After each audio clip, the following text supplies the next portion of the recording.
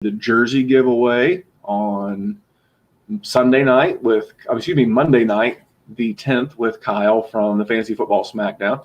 So a lot going on YouTube. Everything's been live streams right now. I do have some, I don't want to call them skits, but planned video content coming up. I just need to get in front of a whiteboard with a decent camera. We are doing the gambling thing. I just want to make sure it will be in the intro going forward. But if you or someone you know has an issue with gambling, I'd like to pass on a couple of phone numbers for you. The first one is 1-800-GAMBLER. If you're in the state of Indiana, of which I reside, that number would be 1-800-9-WITH-IT. So if you know anybody, or if you listening have an issue with gambling, please use those resources to get help. This is designed to be fun, to parallel our lives as dynasty and fantasy football players. How can we use this for fun purposes as well as to make a little money? Couple of last things, and then we'll get into some of our bets that we're going to share with you tonight. Dynasty Warzone Patreon, that's how Kyle and I became buddies. And, he wanted to do more. Hey, Kyle, are you doing more? I'm doing more, Memphis. You're doing more, man. You're doing more. I'm doing much. I'm doing sometimes potentially too much, but it's always embraced. Fantasy football is a big part of my life, and I thank you guys for that. Yeah, absolutely. I feel like at some point, much like our original third man, Sal, at some point, one of the big boys are going to come by and try and snap you up because you are a legit doctor and you are a legit co-host. But if you're interested in what's going on the Patreon, we talk trades. We talk trash trades. I got one the other day that we put in the group chat, and we roasted a bit. And you get an extra podcast. The podcast drops every Tuesday. Sometimes it's with Jerry. Sometimes it's with me. This particular week's show, we had Kyle from the FF Smackdown. We were already giving away a jersey. Hey, why not? Let's go ahead and cut a Dynasty podcast. And on that particular show, we talked about how to leave a Dynasty league at the request of one of our patrons. He is in a league that is not active and just not his cup of tea anymore. And he was wanting to know some best practices and some etiquette to do that.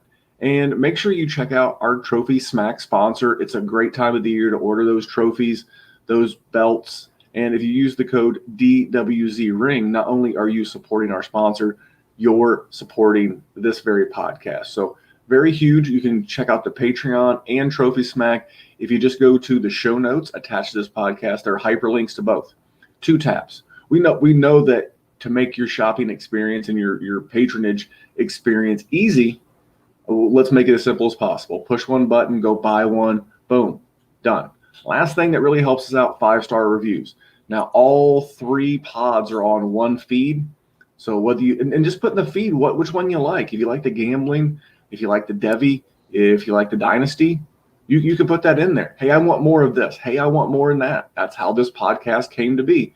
But 5-star reviews is the fastest way to help us grow our show and find out what you want more of. So if you're not driving a car, operating heavy machinery, or doing anything dangerous, hit pause real quick, go over there, leave us a 5-star, and subscribe. You can find me on Twitter at DWZ Memphis. You can find this show at Dynasty Warzone on Instagram and Twitter. And Kyle, one more time, tell these fine people about your Twitter handle. I am at DWZ_Dr. PT. It took me weeks to memorize that, but here we are, folks. I am still learning it myself. But you're a legit doctor, right? What college? So I'm a doctor of physical therapy, which by law we have to state because we're not quote unquote real medical doctors. But I did my undergrad at University of Albany, and I got my doctorate at a small school also upstate New York called Sage College. And here I am in New York City. A real doctor of physical therapy working with real NFL athletes and real professional athletes of all sports. All of this feels made up, guys, but you can't fake those diplomas and you can't fake all that hard work. Kyle, I am busting your balls. All right, man. Speaking of balls, footballs soon to be in the air, man. We've got some player props. We've got some team over and unders. And remember, some of these we really like. And on some of mine, I've already bet mine. I wouldn't, advocate and say this is a top bet for me or a bet that I've got action on if I truly didn't have action on. Most of these, I've tweeted out my ticket just to make sure that, people understand that I am really doing this. The one that I mentioned last week with Rosalie, the Baker under, I think it was 3,800 yards passing. I think it was 3,800 yards. I actually bet that. I tweeted out that ticket. A couple of the others we're going to talk about tonight, I've tweeted out that ticket. So let's just jump into one. Kyle, you want to do player prop? You want to do a team prop? What do you want to dive into? Let's go player prop first, because when we get to team prop, I'm gonna take it back to last week a little bit and bring up a new one, but also bring up the old one. All right, man. We'll fire away. Just take one and run, Seabiscuit. So my favorite player prop that I found this week is Kenny Galladay plus 1,500 receiving leader on the year. 8 games into the season, Matthew Stafford was on pace for 5,000 passing yards and I think 38 touchdowns. And Kenny Galladay was the main receiver on the end of that. He was only in his 3rd season. Here he is coming into his 4th season. This guy, he can do it all over the field. He can catch the short slants. He can go deep. He looks good in the red zone. So with those odds, I'm a big fan of Galladay, and I think if Jerry's watching live right now, he might be fist bumping a little bit. What are your thoughts on that, Memphis? I do like it, and I do want to clear up the Baker prop. I just checked it on my FanDuel app. I bet Baker under 38.99.5. So if he throws 3,900 yards, I lose. Anything under 3,900, I win. I've bet that. I've tweeted it. I can tweet it again if you want to see it. At me on Twitter, and I'll hook you up. As far as the Kenny Galladay, man, getting 19-1, my concern is that he's not been a volume receiver to date. Now, the offensive coordinator came out, I think it was over the weekend, and said that he really wants Kenny Galladay to be talked about in the same breath as guys like DeAndre Hopkins, like Michael Thomas. And here's the thing. I'm going to talk about Detroit myself later. Now, we did not plan this, but did you know that Detroit has – do you know how many defensive starters Detroit's returning this year, Kyle? I do not. One more time. I'm gonna have to edit this. I'm going to ask you that again. Kyle, do you know how many defensive starters the Lions are returning this year? I don't do it. I will take a random guess of 4. Not too shabby. The Lions are returning 5 of their defensive starters, and they are returning 59.3% of their defensive snaps. So what does that tell you about this defense? They're going to be shit, Memphis. I don't know that they're going to be shit because they did add more veterans. Now, of course, they're all Patriots, or at least mostly Patriots. And, of course, they had a draft class. But if the defense is shit, and what does that usually mean you have to do? You got to score points. You got to score points. And how are you going to score those points? Tossing the ball in the air. Chucking the ball around the old ball yard. And I was looking at this. Again, I was looking at Detroit's schedule, and I didn't see a lot of premier corners. Now, the Bears have a good defense, but no one on that team feels like a quote-unquote lockdown corner. Sure. There is the guy in Green Bay, but he wouldn't be anyone I would consider elite. I think he's a 2nd or 3rd year guy. I'm drawing a blank on his name. I think he went to Louisville. Arizona, Patrick Peterson, but, I mean, he's over 30. And I don't think he is what he was. I don't love the matchup against Marshawn Lattimore. That dude is an animal. Sure. And then outside of that, man, I mean, they got games against Atlanta, the Colts. And as a Colts fan, I don't think we have good corners. I don't think we have elite shutdown corners. Washington, Carolina, Houston, Chicago, Green Bay again, Tennessee, Tampa Bay. I mean, those are all decent teams. And what I'm hearing by looking at that schedule is I'm hearing a lot of teams with some pretty good offenses. Again, you heard New Orleans in there. You heard Tampa Bay in there. Green Bay in there twice. Obviously, that's in division. And if your defense is suspect, your offense is going to have to put the ball up in the air. And getting 19-1, now this is not a wager. Again, 15-1, but I still believe good. Yeah. Oh, I have no problem. Maybe I misread that with your Josh Jacobs, which was 19-1. Yeah. But even 15-1, now this is a bet. I mean, great call last week by Rosalie. You don't want to lock up a huge chunk of your bankroll betting these things. These season-long props are something really just to kind of tide me over, to whet the appetite until we get into the week one sides, totals, and player props, because then those you can bet a little bit more if you have a range that you feel comfortable betting. But these right here, the most I've bet on a player prop so far, I'll just talk about what I've bet personally. I've been mostly like in that $25 range.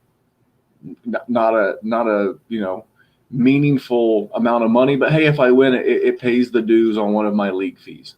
And next year comes startup season when all these bets would be paid off. Guess what? I could pay this off, but on this bet, getting 15-1, man, that's great action. Do you remember what the vig was on that? I guess there wouldn't be. No. On a player prop like that, like the ones I've been on the over and unders. I guess that's more where you're getting hit with that. But 15-1, there's a reason why you're getting those kind of odds. But hey, bad defense, good offense, team that plays in a dome 9 times. Stafford likes to chuck it. And he does. I don't want to fall too much in love with Stafford last year. I mean, if I know everyone loves to take those 8 because he played exactly like 50% of the snaps last year. Sure. And people just want to double it.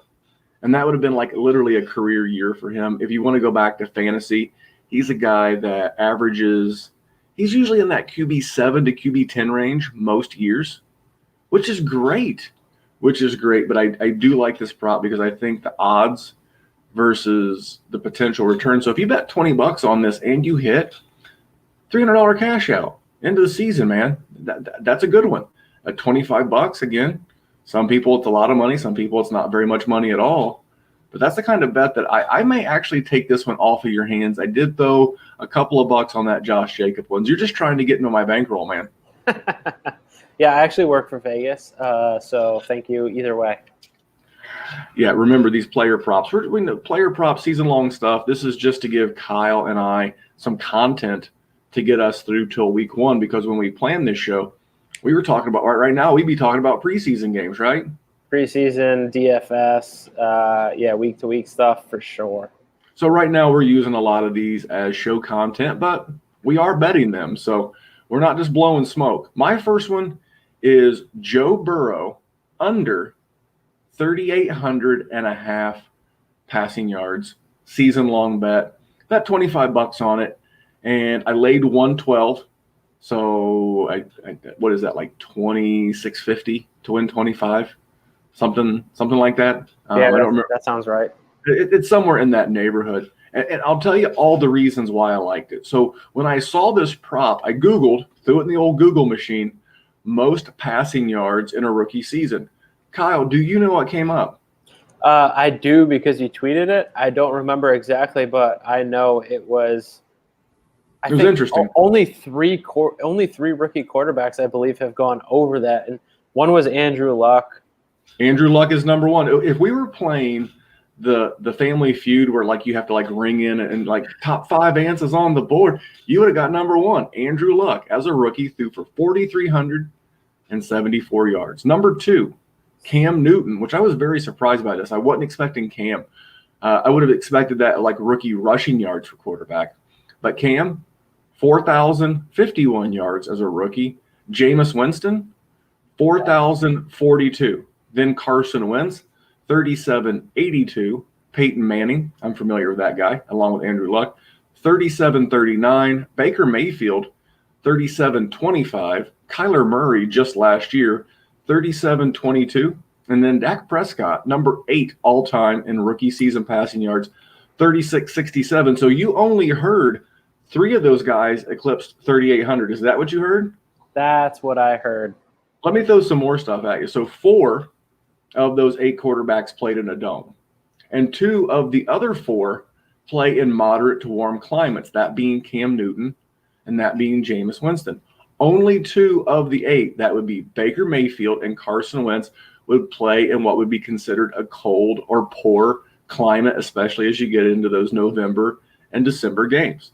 Yep. And neither Baker nor Carson Wentz completed 3,800 yards. Now let's get into some Joe Burrow stats. Now, when he was in college, Do you know how many pass attempts that he had in his collegiate career?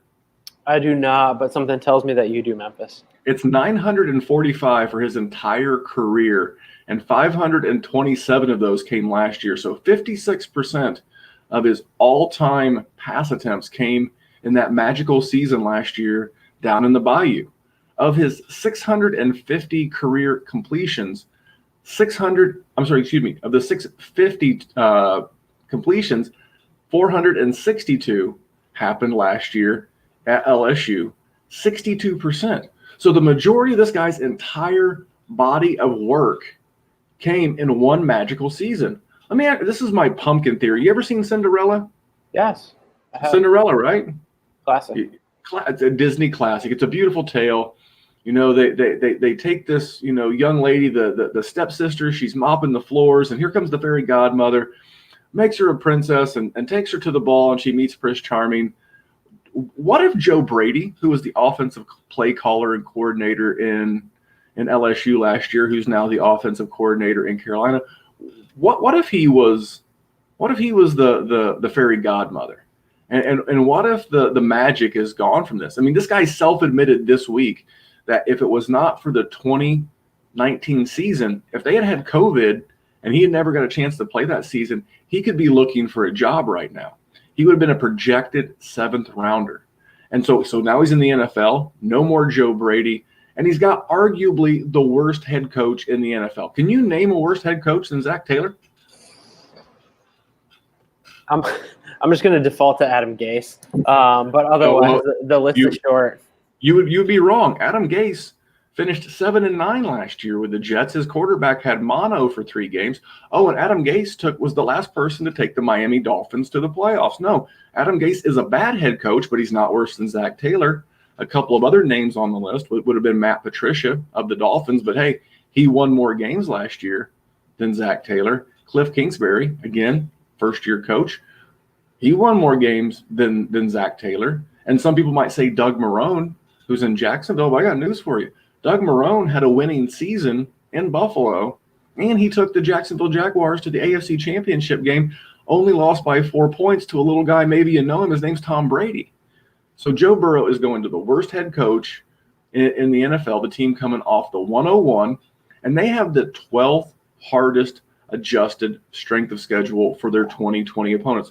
What does that mean? That means instead of using last year's win totals, we're using the 2020 Vegas expected win totals.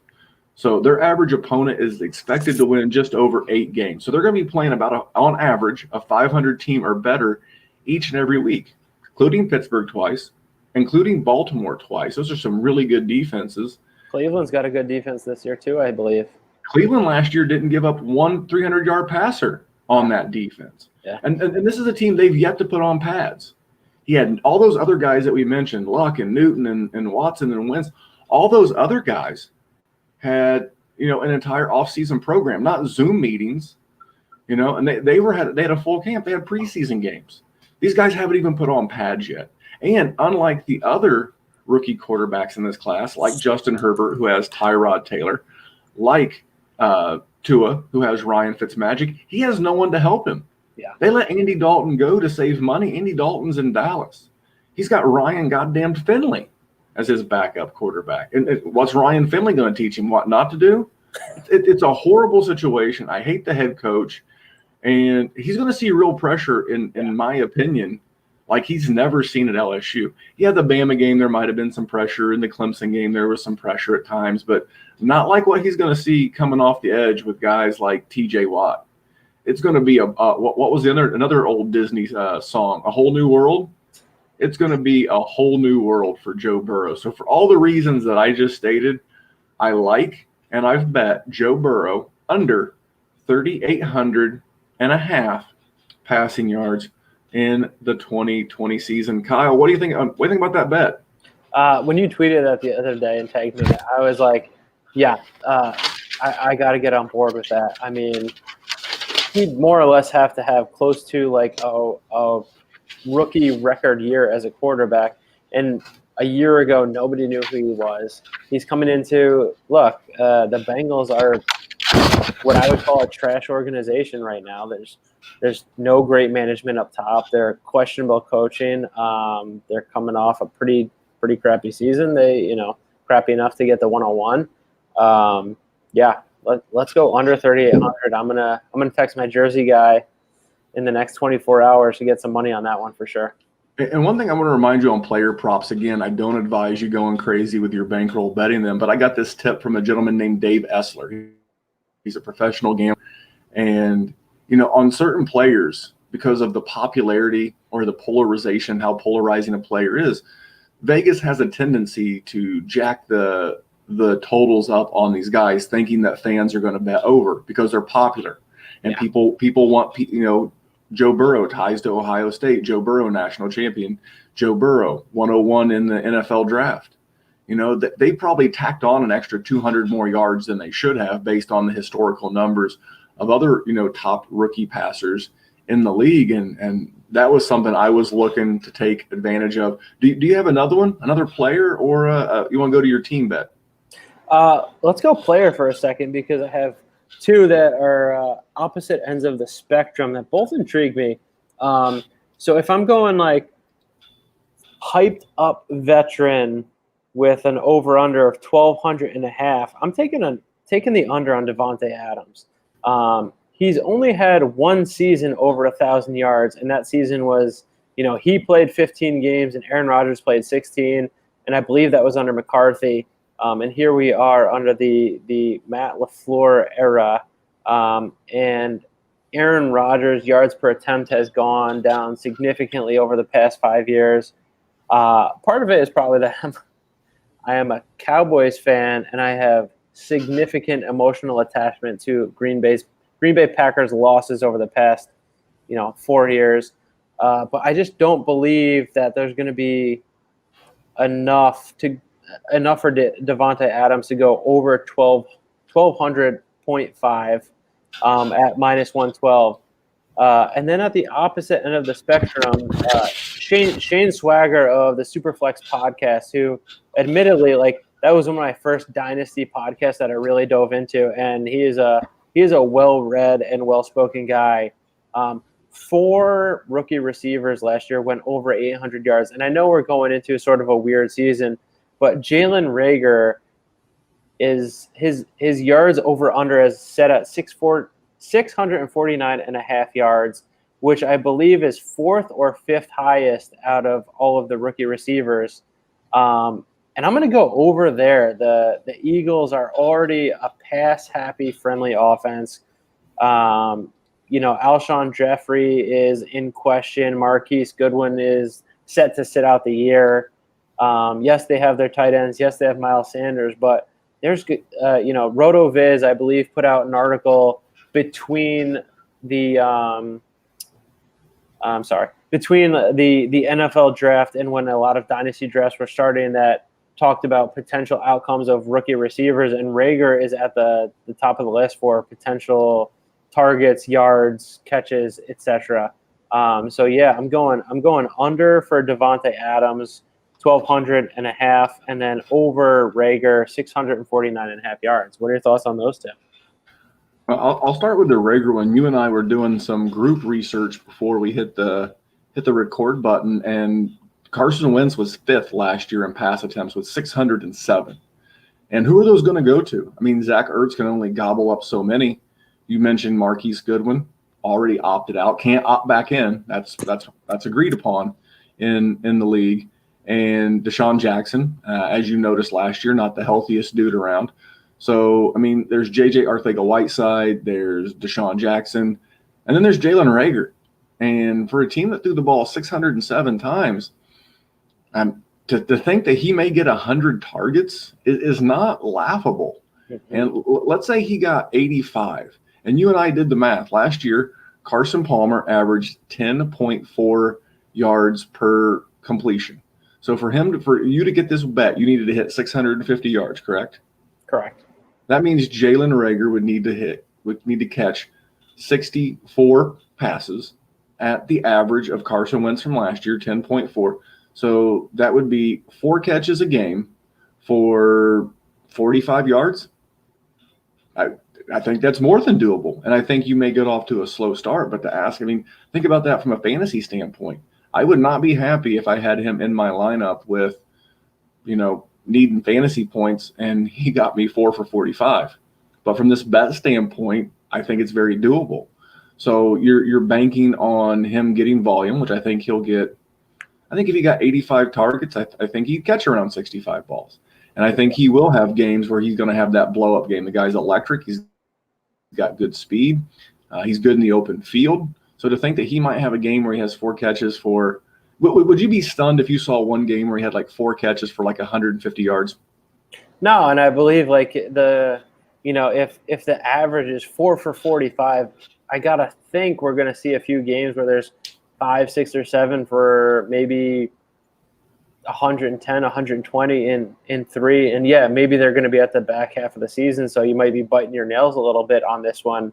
But the dude can run routes, and he landed in the ideal spot for a wide receiver with first-round draft pick capital. Yeah, so we're on the same page there. And Davante Adams, when I first saw that number, I'm like, buddy, I feel like you're playing with fire here, because for a guy who's being drafted in a 1 QB league, and from a redraft perspective, for a guy who's being in the back half of a 1 QB draft, I thought, man, my friend here is playing with fire. But it turns out you're not, buddy. You're really not. Davante Adams has crossed the 1,200-yard mark exactly one time in his career, and that was 2015. He had 1,386. Outside of that, he's never had another 1,000-yard season. Mm-hmm. Mm-hmm. So I do think the volume could be there in that season.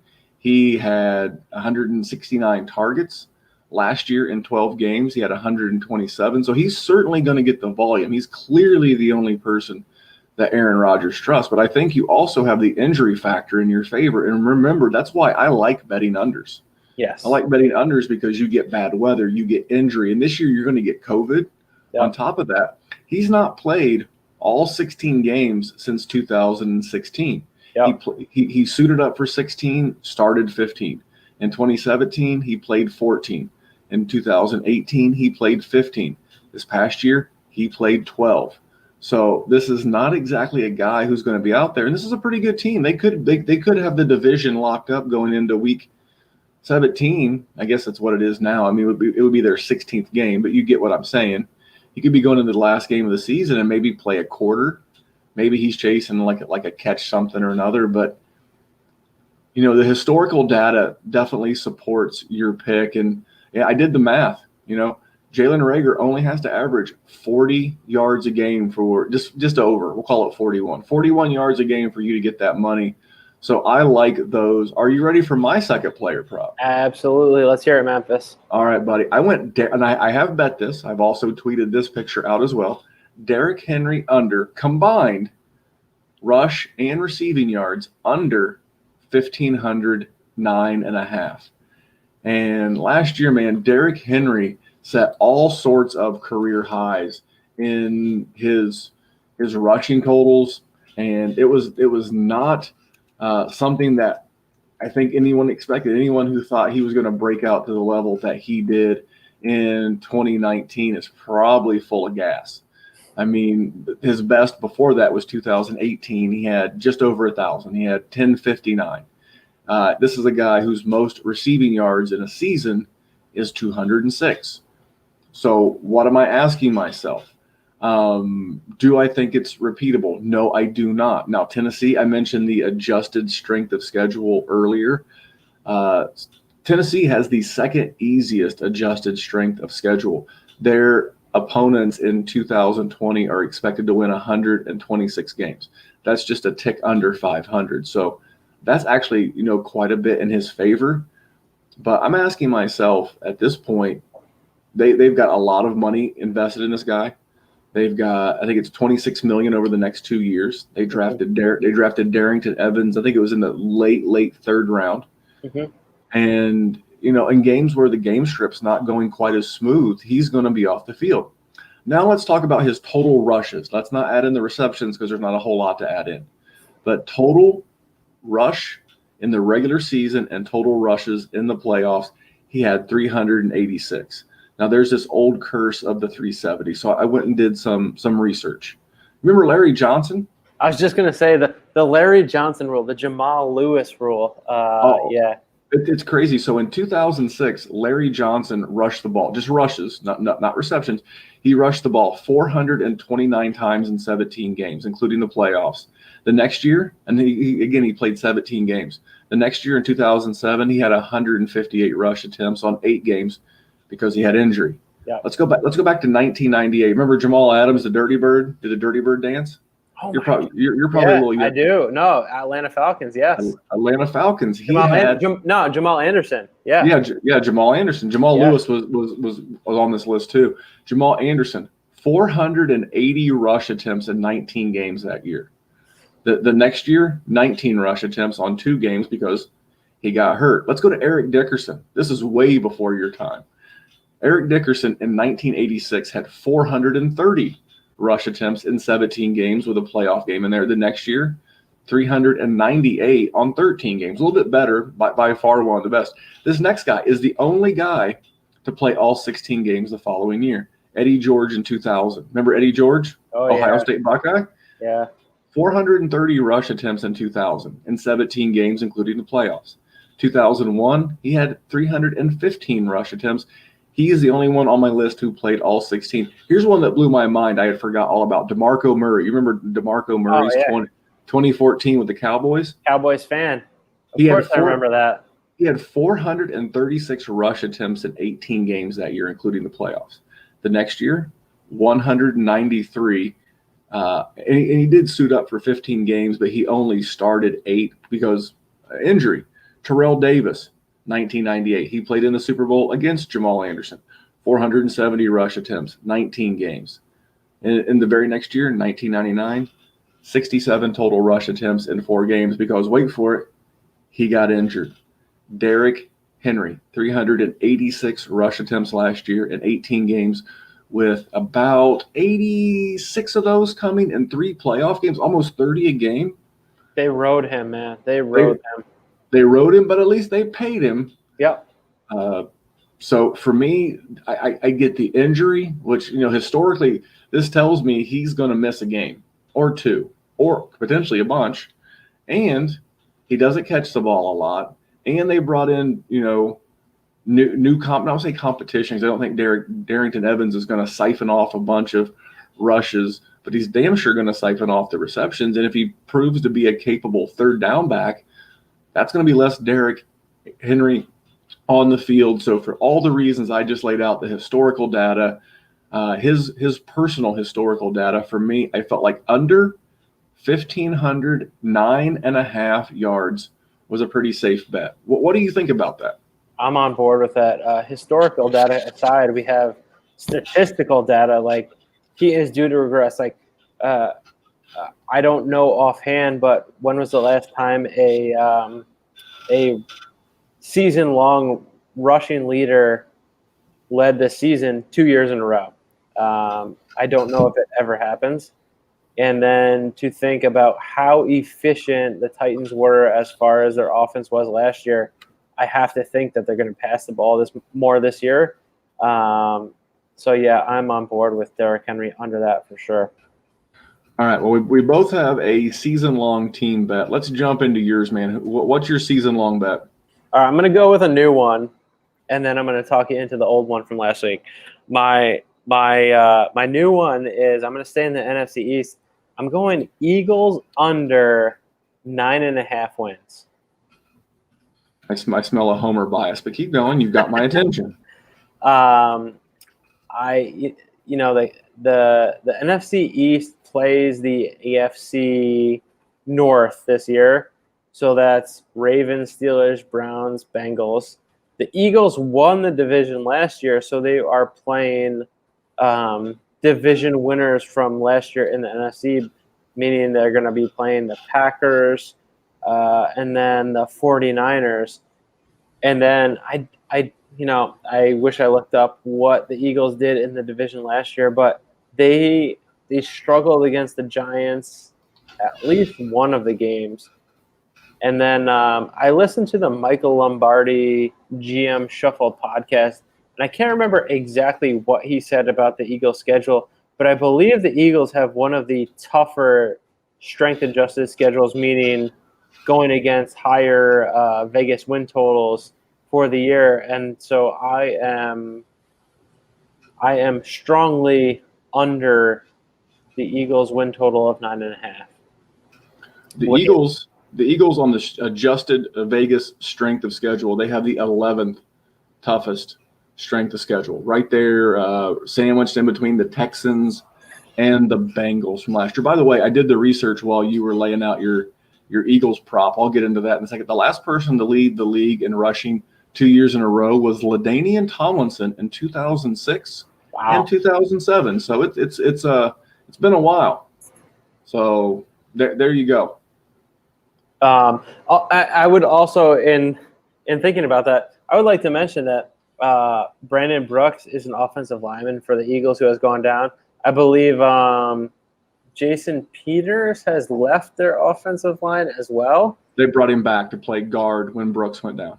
Yeah, I have questions about that, but just I don't know. The Eagles, so I'm a Cowboys fan, I'll be honest. The Clapper, I believe, pulled us down last year, and I believe for that reason the Eagles rose to the top a little bit.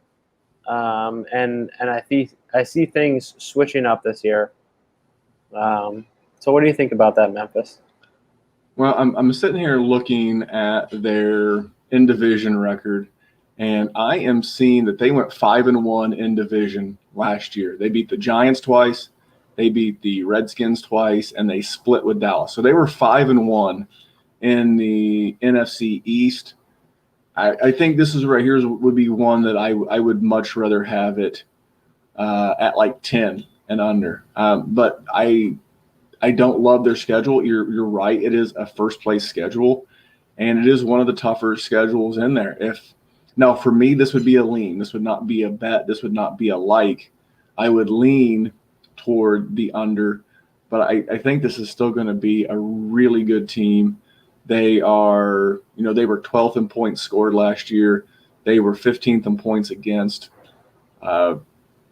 It's not a horrible bet. They finished 9-7, so they would only have to do a little bit better this year, but the schedule gets tougher. So I don't love this one like I did your Galladay bet or the Rager bet. I lean toward it a little bit more than I like it, but hey, you can't best bet everything. You're putting out things you're leaning toward. I mean, we're putting out content, and I don't know that Dr. Kyle will bet this one like he has his Kenny G bet or like I have my Burrow bet, but it's one that I'm leaning toward. Now, one I'm going to bet as soon as we finish recording this before the number moves is I am going to bet, Jerry, I know you're listening, my normal Dynasty Warzone co-host, I am betting the Detroit Lions over 6.5 wins.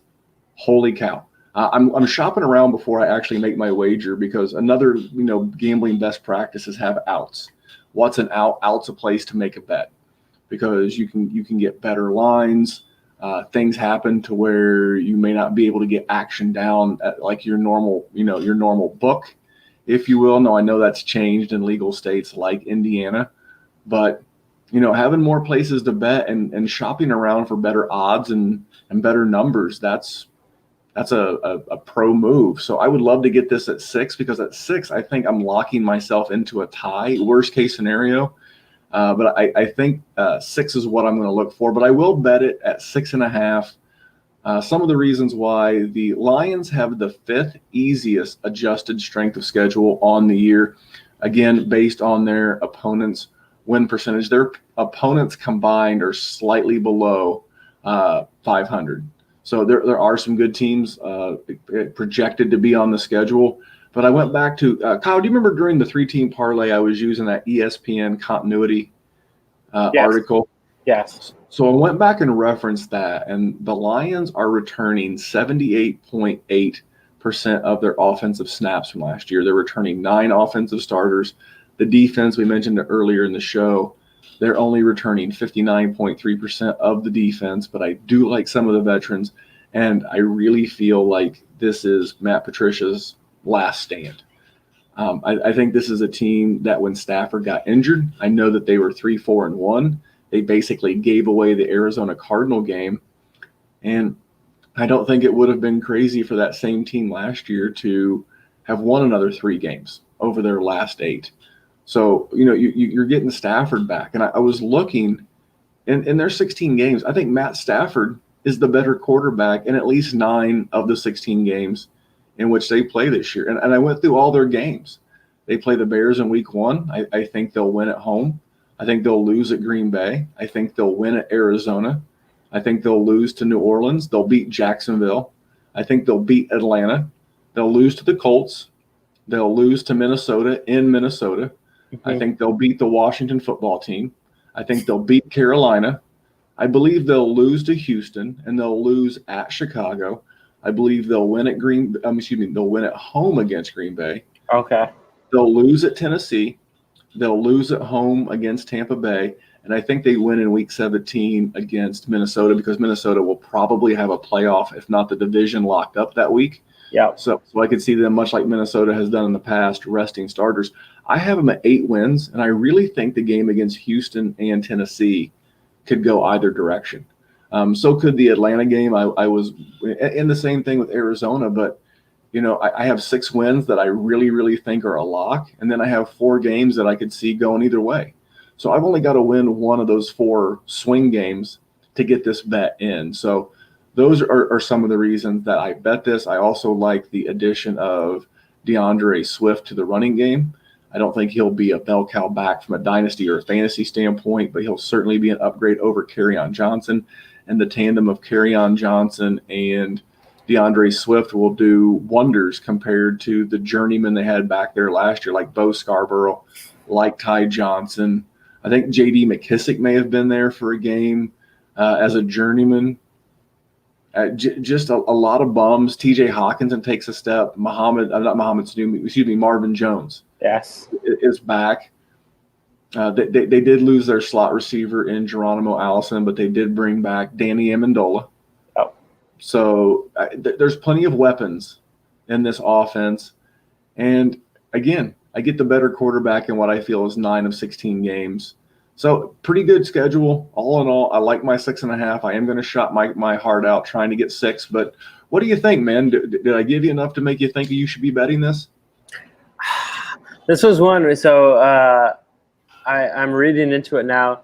I think the Lions went 0-6 in their division last year. I just don't think I'm a Matt Patricia believer, and I think I might take the under. I feel like, honestly, if 6 was the number, that's a nice number to push with. But 6.5 is Vegas has nailed this one. The defense is going to struggle. Yes, the offense might be there, but they're going to be playing a strong Bears defense twice. They're going to be playing a strong Vikings defense twice.